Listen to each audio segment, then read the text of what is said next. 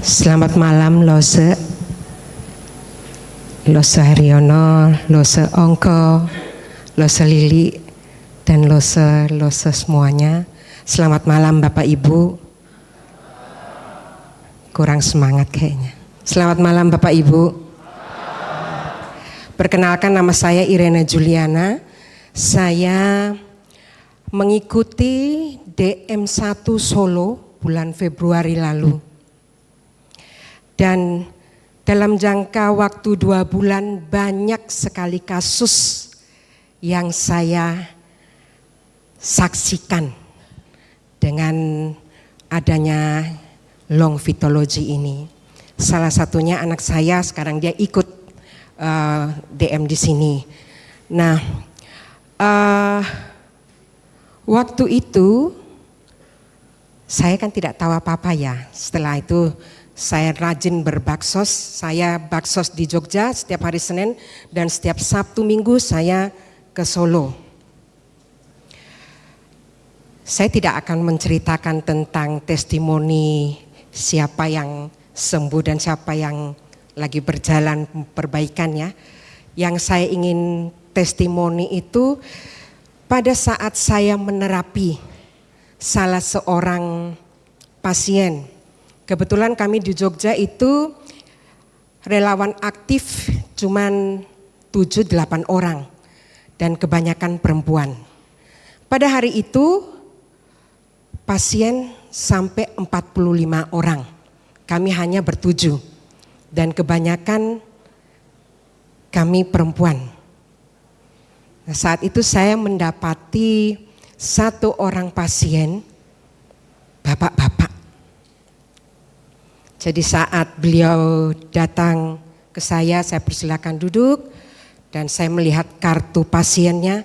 Dalam hati saya langsung bilang, "Blai, gimana caranya ini?" gitu kan. Saya ingat memang kita pada saat menerapi lawan jenis, tangan tidak boleh menyentuh tubuh, apalagi bagian depan. Nah itu saya awal mula saya pegang cakra 7, 5, dan 4, jantung dan kepala karena beliau juga punya hipertensi. Dan yang saya pikirkan saat itu beliau punya prostat. Beliau punya gangguan saluran kencing.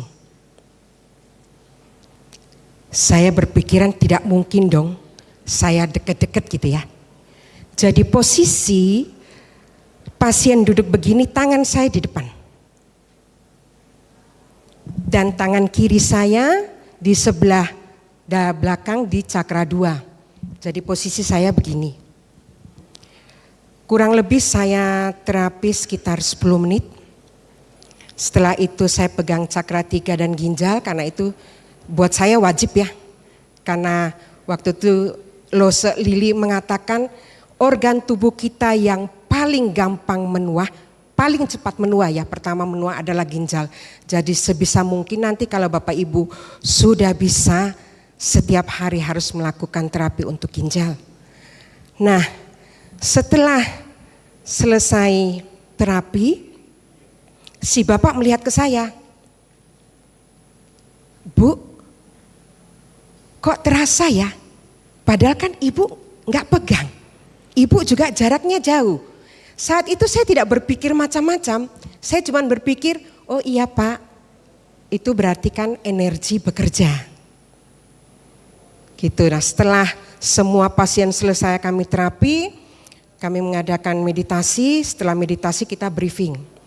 Dan saya waktu itu saya langsung ngomong, Cici, tadi ada pasien tuh yang punya kasus prostat, aku jauh loh. Kok dia langsung bilang begini, kok terasa ya Bu? Teman-teman saya itu pada tertawa. Katanya, wah mak greng gitu ya. Jadi saya, apa sih kok mak greng ki opo gitu kan. Saya jadi nggak mikir sampai ke sana gitu. Ya itu mak greng. Wow, toh, walah kok sampai begitu ya. Karena saya punya pemikiran alah nggak mungkin lah, wong jauh jaraknya kan jauh gitu. Jadi itu pengalaman saya. Jadi mungkin nanti Bapak Ibu, terutama ibu-ibu, kalau sampai dapat kasus seperti itu dan memang diharuskan untuk menerapi bapak-bapak yang punya penyakit seperti itu, usahakanlah jangan terlalu dekat ya. Dan beberapa kali beliau datang lagi ke tempat terapi sudah ada perbaikan. Ya saya juga ikut senang gitu. Jadi buat saya memang long vitology itu TOP BGT bingits deh. Ya apa mau dibilang cuman sentuh tangan orang bisa sembuh. Jangankan orang ya, binatang. Saya punya 10 ekor guguk. Itu hampir setiap hari saya terapi. Jadi mereka begitu saya bilang, siapa yang mau diterapi mama?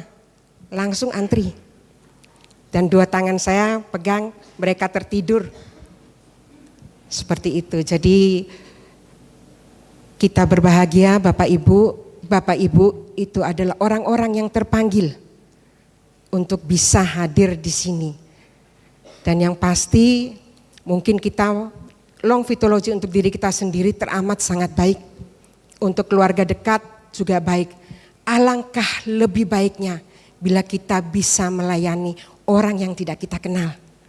Orang yang punya penyakit yang entah bagaimana, kadang kan kita melihatnya, wah apa saya bisa ya. Itulah hebatnya long vitology. Salam belas asih, selas asih menolong sesama. Terima kasih.